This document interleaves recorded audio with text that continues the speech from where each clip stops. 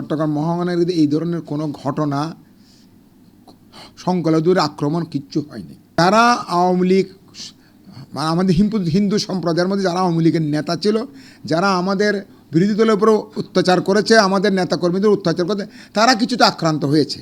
কিন্তু আপনি এমন একটা চট্টগ্রামে এমন একটা দেখান যে মন্দির আক্রমণ হয়েছে, কোনো আমাদের বৌদ্ধ মন্দির থেকে শুরু করে আমাদের হিন্দু ভাইদের মন্দির থেকে শুরু করে আক্রমণ হয়েছে। এখানে চট্টগ্রামে এই ধরনের ঘটনা টোটালি না, এগুলো একটা গুজব। এবং গতকাল যে ইস্কন যে মিছিলগুলি করেছে, ইস্কনের যে মিছিলটা করেছে, এগুলি এখানে ম্যাক্সিমাম ছিল ছাত্রলীগের ছেলেরা। এই ছাত্রলীগের ছেলেরা এগুলি ওদের কাছে টাকা পয়সা আছে, অস্ত্র আছে, তারা একটা বাংলাদেশে একটা অস্থিতিশীল পরিবেশ সৃষ্টি করার জন্য, এই সরকারকে খাটো করার জন্য পৃথিবীর সামনে এগুলি করা হচ্ছে। এগুলি একটা ষড়যন্ত্র। আমি মনে করি এই ষড়যন্ত্রকে আমাদেরকে রুখে দিতে হবে। যেরকম গতকাল যেরকম এই ধরনের ষড়যন্ত্রকে গোপালগঞ্জ রুখে দিয়েছে, আমি মনে করি চট্টগ্রাম বললেন পুরো বাংলাদেশ আমাদেরকে সকলকে এগুলিকে রুখে দিতে হবে। চলমান পরিস্থিতি বলতে এখন যে সাম্প্রদায়িক সম্প্রীতির প্রশ্নটা এখন সবচেয়ে বড় এবং আইন শৃঙ্খলা প্রশ্ন। সাম্প্রদায়িক সম্প্রীতি কোথায় নষ্ট হয়েছে বড় আকারে এই ধরনের কোনো সংবাদ বাংলাদেশে হয়েছে বলে আমার কাছে মনে হয় না। চট্টগ্রামে তো মোটেই হয়নি। তবে কেউ কেউ সাম্প্রদায়িক সম্প্রীতি নষ্ট করার জন্য উস্কানি দিচ্ছে। এই উস্কানিটা মূলত যেমন গতকাল গোটা বাংলাদেশেই সম্ভবত হিন্দু সম্প্রদায়ের ভাইরা একটা মিছিল করেছেন। সেই মিছিলগুলোতে কিন্তু অনেক সন্ত্রাসী ছাত্রলীগ যারা করতেন, সেখানে অনেক মুসলিম ছিল। আমাদের কাছে অনেকগুলো এভিডেন্সও আছে যারা এতদিন আওয়ামী লীগের বা রাজনীতির সাথে সম্পৃক্ত ছিলেন।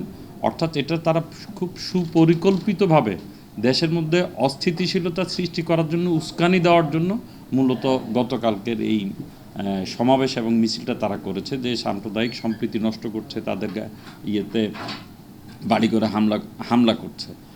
আজকের ছাত্রদের জনতার রক্তের বিনিময়ে আমরা এই স্বৈরাচার মুক্ত দেশ আমরা পেয়েছি। আমি মনে করি আজকে আমাদের নতুন করে যাত্রা শুরু করতে হবে।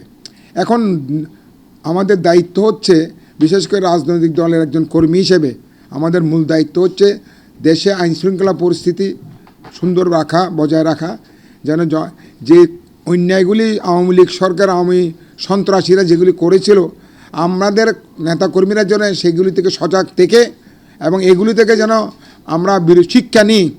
আজকে যে এই বর্তমানে চট্টগ্রামে যে 16টি থানা আক্রমণ হয়েছে, এবং বাংলাদেশের 53 বছরের ইতিহাসে এই ধরনের ঘটনা আর হয়নি। অনেক সরকার চেঞ্জ হয়েছে, কিন্তু পুলিশ ছিল, থানাও ছিল, কিন্তু এবার প্রথমে 16টি থানা আক্রমণ। এই আক্রমণের পিছনে আমাদেরকে উপলব্ধি করতে হবে কেন এই আক্রমণগুলি হলো, কেন শেখ হাসিনার আপনার দেশ ত্যাগ করার পর এই ধরনের অবস্থা হলো। তা আমি মনে করি এখান থেকে আমাদের শিক্ষা নিতে হবে। আমরা যারা রাজনৈতিক কর্মী আছে, বিএনপি বলেন, অন্যান্য দল বলেন, বিরোধী দল বলেন, 14 দল ছাড়া, আওয়ামী লীগ ছাড়া এই ছাত্র জনতা আন্দোলনকে সবাই কিন্তু সমর্থন দিয়েছে। এই সমর্থন দেওয়ার কারণে কিন্তু আজকে এই বিজয় অর্জন হয়েছে। এখানে ছাত্রদের অবদান সবচেয়ে বেশি, তো আমি স্বীকার করব, কিন্তু এখানে জনতার অবদানও আছে। প্রত্যেকটা বিরোধী দলের 14 দল ছাড়া, আওয়ামী লীগ ছাড়া বিরোধী দলের সবার কিন্তু অবদান আছে। এটাকে আমাদের স্বীকার করতে হবে।